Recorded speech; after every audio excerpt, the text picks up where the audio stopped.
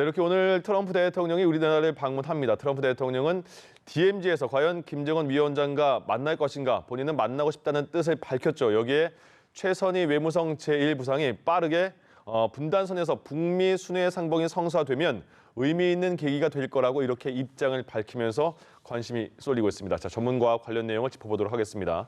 이인배 협력안보연구원장과 함께하겠습니다. 안녕하십니까? 네, 안녕하십니까? 오늘 상황이 상황인 만큼 좀 바쁘십니다. 네. 예, 이게 좀 굉장히 새로운 일이 갑자기 발생한 것 같아요. 역시 트럼프 대통령의 트위터는 굉장히 집중을 해야 되는구나 느낄 수 있을 것 같은데 네. 트럼프가 그래 2분이라도 좋다. 김정은 위원장과 DMZ에서 한번 인사해도 좋을 것 같다 했더니 정말 빠르게 최선희 부상이 가능성 있다 이렇게 말을 했잖아요. 가능성 그러면 만나게 되는 걸까요? 일단 반응이 굉장히 빨리 나왔죠. 제가 찾아보니까 7시 51분에 트럼프 대통령이 트위터를 했는데 1시 한 반이 덜 돼서 그 최선희 제1부상의 담화가 발표가 됐어요. 그러면 5시간 조금 반응 속도가 반응 시간에 5시간 정도 만에 나왔다는 이야기거든요. 네. 그 이야기는 사실은 그 최선희 부상이 그냥 단독으로 결정해서 할 수 있는 상황은 아닙니다. 그렇죠. 그건 저 최고조는 김정은 위원장의 거취와 관련된 문제이기 때문에 그 수락을 받았거나 하여튼 지시에 의해서 이루어졌다. 다시 말하면 김정은 위원장의 그 속내가 담겨 있는 그런 담화였다라고 볼 수 있는 부분입니다. 그래서 전격적으로 발표를 했다라고 보여주는 부분이라서 어쨌든 반응이 굉장히 빨리 이루어졌고 급격하게 상황 변화가 일어날 수 있는 그런 지금 모멘텀이 생겼다 보여집니다. 예. 일단 말씀하신 것처럼 김정은 위원장의 의중이 당연히 들어가는 발표였겠으면 그렇다면 이렇게 빨리 트럼프 대통령이 그냥 오늘 아침에 생각난 거다. 그래서 보낸 거다라고 말은 했지만 그래도 뭐 상호 예의도 있고 정상 간에 약간의 물밑 접촉은 있어서 그런 가능성은 좀 실무 접촉이 있었지 않았을까라는 생각도 있던데요. 그러니까 저도 아침 처음에 그 트윗을 떴을 때는 이게 대통령의 트위트이기 때문에 어쨌든 어떤 식으로든지 물밑에서 그 뭐가 좀 전달이 되고 이게 나온 것 아닌가라는 생각을 가졌었는데 트럼프 대통령이 그런 이야기 하잖아요. 그냥 오늘 아침에 생각나서 했다. 그러니까요. 그래서 뭐 한 2분 정도 만나도 뭐 좋을 것 같은데 그러고 이제 해서 아주 가볍게 이야기를 했는데 뭐 트럼프 대통령으로서는 그렇게 함으로 인해서 이 한국 방문 시간 내내 DMZ 방문할 때까지 어쨌든 세계 언론의 주목들을 계속 그 시선을 붙잡을 수 있기 때문에 손해 보는 그 장사는 아니었죠. 못 만나더라도. 그런데 그 정도였을 것 같은데 김정은 위원장이 반응을 한 거죠. 그러니까요. 5시간 만에. 그러므로 인해서 아마 트럼프 대통령도 좀 깜짝 놀라지 않았을까. 지금까지는 트럼프 대통령이 늘 그 예측 못할 행동을 통해서 상황을 주도해 나갔다면 이번은 오히려 김정은 위원장이 트럼프 대통령이 예측 못하는 방식의 제안을 역제안을 함으로 인해 가지고 상황을 새롭게 좀 꾸려나가고 있는 모습이 아닌가 싶은 그런 모습입니다. 예. 자, 그러니까 처음에 일단은 트럼프 대통령이 이렇게 제안을 했을 때 말씀하신 것처럼 기사가 먼저 떴을 때 많은 분석 전문가분들이 이렇게 평가하는 게 제안은 했지만 시간도 얼마 안 남았고 실현 가능성은 많이 없을 것 같다 했는데 정말 전격적으로 그 김정은 위원장이 받아준 거잖아요. 그럼 김정은 위원장도 트럼프 대통령이 이번에 방한을 했을 때 만약에 이런 제안이 온다면 만나보긴 해야겠다 이런 생각이 있었다는 거 아니겠습니까? 일단 뭐 구체적으로 어떻게 그 트럼프 대통령이 행동할까에 대해서 사람 일이라서 예측은 못하겠죠. 그렇지만 큰 틀에서 봤을 경우에 트럼프 대통령이 탑다운 방식의 어떤 운동이나 어떤 태도가 나올 경우에 대해서는 그 기회를 포착을 해서 어떤 식으로 이제 활용하겠다라는 전략적인 생각을 했을 수가 있다. 왜냐하면 앞서 지난 6월 11일도 그렇고 친서를 통해 가지고 김정은 위원장은 여전히 트럼프 대통령과의 직접적인 대화 방식을 선호했던 상황이었기 때문에 만약에 그런 틀에서의 트럼프 대통령이었다는 언사가 있을 경우에는 그것을 포착해서 뭔가를 할 가능성은 있었다라는 생각을 해보게 되는 부분이죠.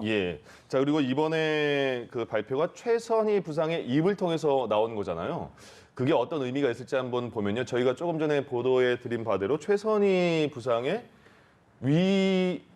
신분이 좀 올라갔다? 뭐 지위가 올라갔다? 주석단 맨 앞줄에 앉았다는 것 자체를 보면 굉장히 좀 지위가 달라졌다 이런 느낌이 드는 상황이고 그리고 이 상황에서 최선희의 입으로 김정은 위원장의 의중이 나왔다. 이것도 네. 어떻게 분석해야 됩니까? 그렇죠. 일단은 이 외무성 같은 경우에 조금 독특한 그 서열 구조를 좀 가지고 있는 것 같습니다. 예전에 20년 전에도 그 강석주 외무 부상이 있었는데 이 사람이 부상만 계속했었어요. 네. 계속했었는데 그 외무상은 계속 바뀌었었어요. 예. 2번인가 3번 바뀌었는데도 불구하고 강석주는 부상으로 계속 남아 있으면서 북핵 협상을 주도해 나갔습니다. 그래서 미국에서는 오히려 그냥 그 외무상 나오지 말고 강석주 부상 만나자. 그렇게 할 정도로 이제 강석주는 부상이면서도 굉장히 영향력을 발휘하면서 김정일 위원장의 속내를 가지고 핵 전략을 움직였던 인물이었었거든요. 예.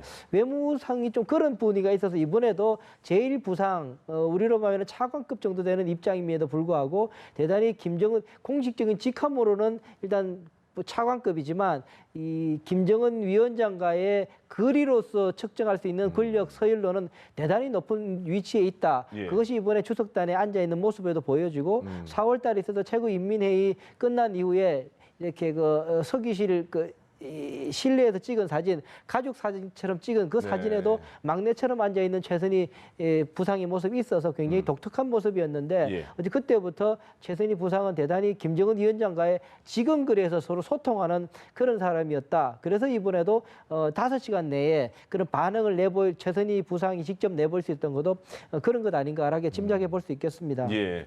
그 하노이 회담이 결렬된 이후에도 최선희 부상이 김정은 위원장의 생각은 이렇다고 공개적으로 기자회견을 했잖아요. 그렇습니다. 그러니까 그런 만큼 김정은 위원장이 네. 굉장히 믿는 건가 네. 보죠. 네, 지금 제가 볼 때는 앞서 좀 하노이 때도 그렇고 12시 반에 네. 그때도 그런 이야기를 합니다. 다른 이야기 현황을 설명하는 게 아니라 우리 위원장께서 이런 회의를 계속 해야 협상을 해야 될지에 대해서 고민하고 계신다. 예. 이런 협상법이 도대체 왜 나왔는지 이해 못 하실 것 같다. 예. 이런 이야기를 김정은 위원장의 생각을 그렇습니다. 이야기를 했거든요. 예. 그건 함부로 누군가가 이야기할 수 있는 수준은 아닌 거죠.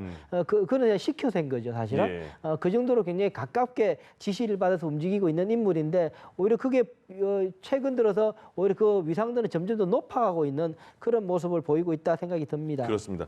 그러니까 그 최선희 외무상에 지금 김정은 위원장의 의중을 전하는 것도 굉장히 너무 많이 긍정적이어서 이 정도로 긍정적으로 바로 반응이 나오나 새로웠는데 근데 중간에 하나가 있더라고요. 그 직접적으로 우리에게 제안을 한 건 없다.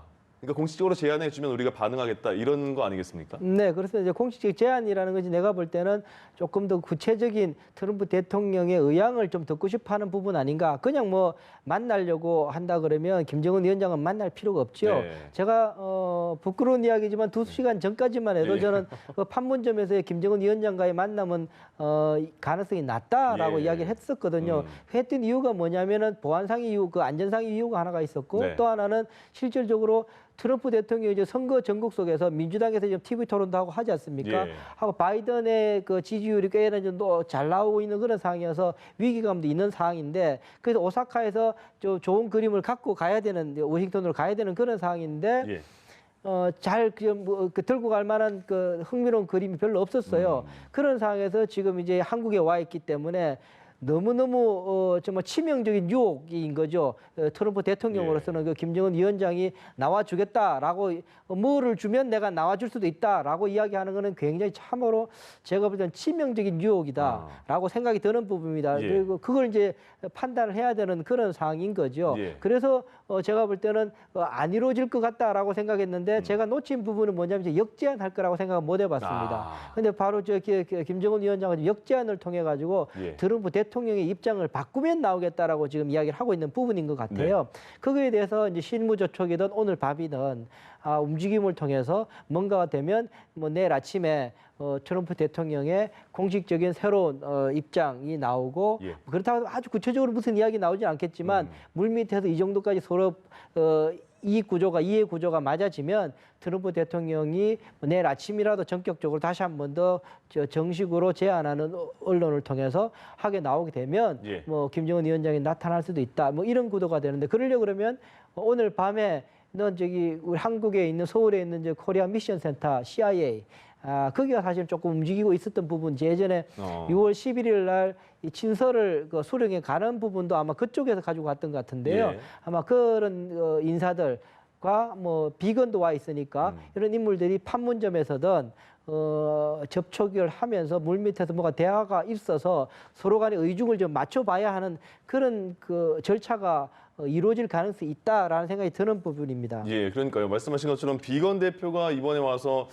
북한 측과 실무 접촉이 뭐 있을 것 같지는 않은 네. 뉘앙스를 풍겼는데 네. 지금 이렇게 트럼프의 트위터 하나 그리고 최선희 부상의 이런 그 언론 그 보도로 인해서 굉장히 바쁘게 만날 수밖에 없는 상황이 됐고 네. 그리고 내일 만약에 정말 만나게 된다면 둘이 북미 정상이 만나게 된다면 시간은 짧지 않겠습니까? 길지 않을 것 같은데 네. 그래서 구체적인 거는 많이 나오지 않겠습니다만은 네. 김정은 위원장은 어떤 생각으로 어느 정도 선까지는 그래도 얘기를 해봐야겠다고 나오는 마음이 있을 거잖아요.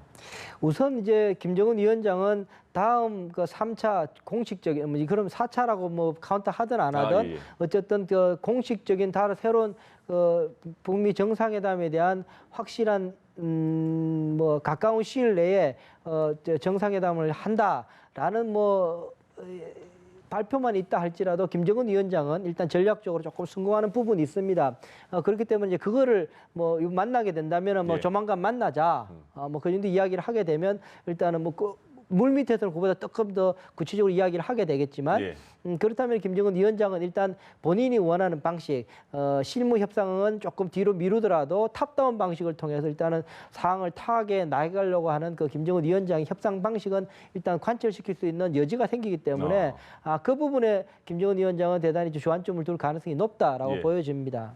자, 정말 이 그 트럼프 대통령이 이번에 방한을 했을 때 DMZ에서 김정은 위원장을 만나면 정말 극적인 그림이 나와서 굉장히 트럼프 대통령 입장으로서도 재선 가도에 약간의 그 힘을 받을 것 같고요. 그러면 지난 2017년에 트럼프 대통령이 왔잖아요. 그때 그 DMZ를 가려고 했는데 기상 때문에 못 갔고 네. 그때는 문재인 대통령이 먼저 가서 기다렸다가 오지 않았습니까? 네, 그렇죠. 내일은 문재인 대통령이 그럼 DMZ에 합류할 것인가, 같이 갈 것인가?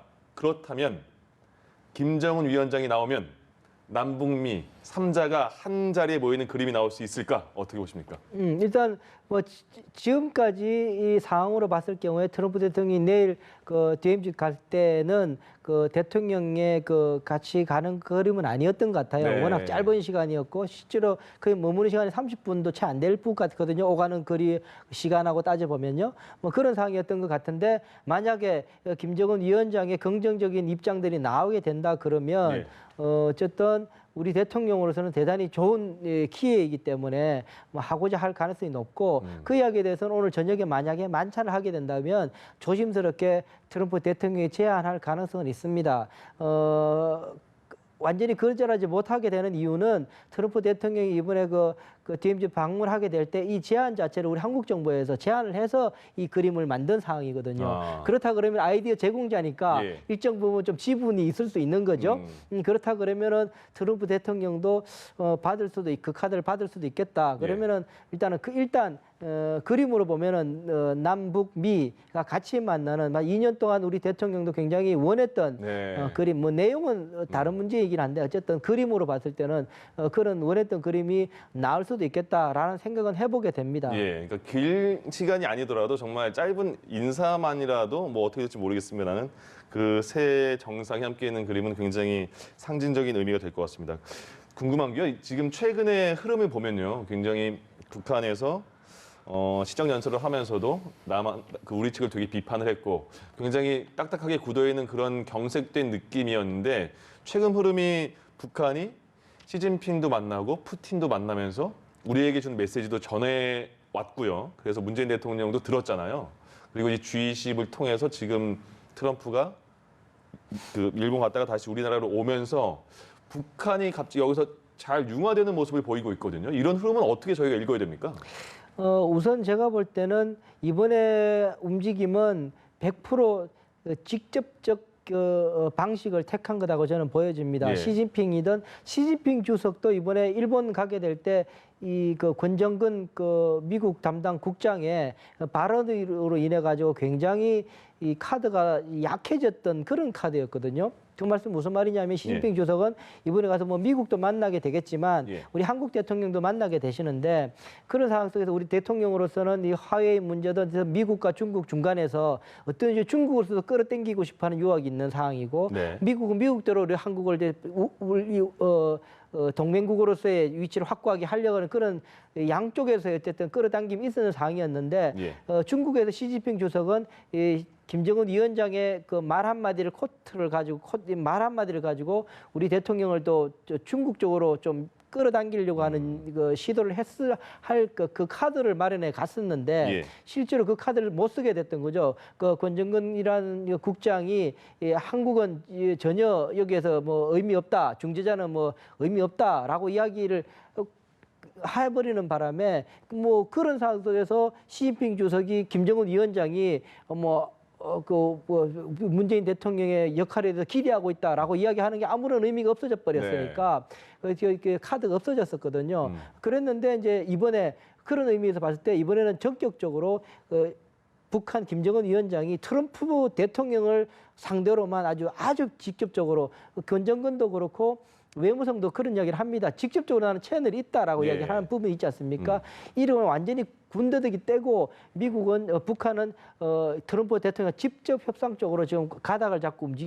예. 그렇게 보여집니다. 그러니까 그 김정은 위원장이 푸틴도 만나고 시진핑 주석을 만난 그 결과물을 이제 문재인 대통령이 시진핑, 푸틴을 만나면서 북한의 입장을 들은 거잖아요. 네. 그 들었을 때는 북한이 아직 비핵화 의지는 계속 갖고 있다.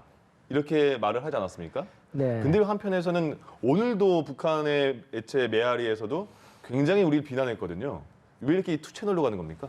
그러니까 거기에 대한 우리 한국 정부에 대한 압박이 대단히 강한 거죠. 예. 우선은 세 번의 그 남북 정상회담 그리고 우리 대통령은 7번의 그 한미 정상회담을 했음에도 불구하고 트럼프 대통령의 북한에 대한 입장을 변화시키지 못했죠. 예. 대북 제재 완화나 여러 가지 조치들을 이끌어내지 못했기 때문에 거기에 대한 대단한 실망감이 있었다. 우리한테 좀 화가 나 있는 그렇죠. 겁니까? 그러다 보니까는 이제 그러니까 더 이상 이제 기대를 접어야 되는 상황이 아닌가라는 차원에서 그런 좀 그 언론 그 보도들 이렇게 성명을 계속 냈다라는 측면이 있고 예. 그렇게 함으로 인해서 우리 대통령으로 하여금 더 압박을 통해서 미국 대통령의 입장을 변화시키거나 그것을 못한다 그러면 단독으로라도 남북 경협에 더 나서주기를 바라고 있는 대담하게라도 나와주기를 그런 이제 압박이라고 보는 부분이었던 거죠. 예. 그럼에도 불구하고 우리 대통령은 아시다시피 우리 무역 국가이기 때문에 쉽게 우리가 남북 경협을 통해서 갈 수 없는 부분이거든요.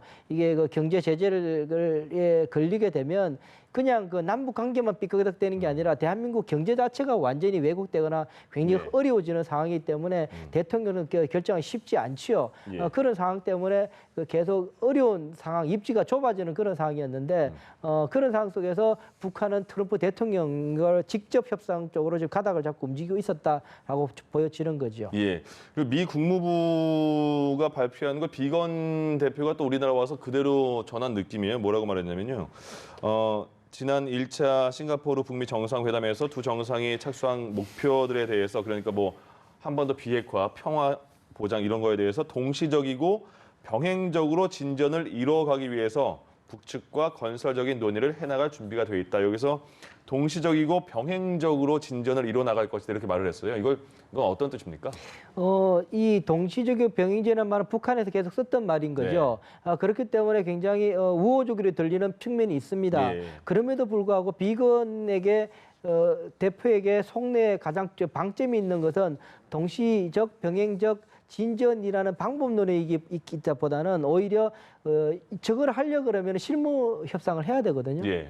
실무 협상을 안 하는데 동시적이거나 병행적이거나 그 합을 맞출 수가 없지요. 네. 저 카드를 던짐으로 인해 가지고 북한으로 실무 협상을 빨리 나오라라는 쪽에 오히려 저는 방점이 있었다라고 보여지는데 예. 북한 쪽에서는 실무 접촉이 아니라 그걸 뛰어넘고 바로 이제 탑다운 방식으로의 지금 정상회담 쪽에 또 한 번 더 지금 힘을 드라이버를 걸고 있는 상황인 거죠. 네. 판문점에서 그걸 만나자라고 함으로 인해서 실무 접촉은 그러면 또 한 번에 지금 그 동력을 잃어버리게 될 가능성이 있는 거죠. 예. 과연 이것이 앞으로의 한반도 북한 비핵화에 어떠한 영향을 미칠지는 조금 더 두고 봐야 되는데 어쨌든 예. 뭐 대화가 꽃을 핀다는 것은 뭐 비극적인 상황은 아니니까 네. 일단은 뭐 좋게 볼 수는 있습니다. 알겠습니다. 일단 트럼프 대통령이 G20 끝나고 한국을 오늘 저녁에 방한을 하고 내일 DMZ를 방문할 것이다. JSA를 갈 것이다. 이런 얘기가 나오고 있고 거기서 과연 김정은 위원장과 만나는 그림을 저희가 볼 수 있을지 그리고 남북미 3자까지 만날 수 있는 그런 그림을 볼 수 있을지 저희도 내일까지 보도해 드리도록 하겠습니다. 지금까지 이인배 협력안보연구원장과 함께했습니다. 고맙습니다. 네, 고맙습니다. 예.